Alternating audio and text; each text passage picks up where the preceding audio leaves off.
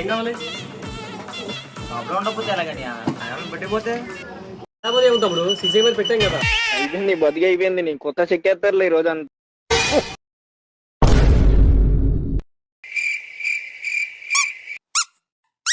తమ్ముడు ఎడిట్ తీసుకొని చెప్పండి.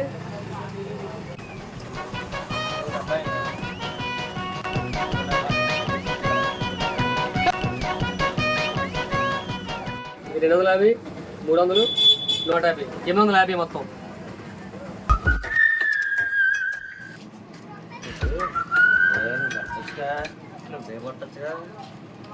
నువ్వే కట్టొచ్చుగా.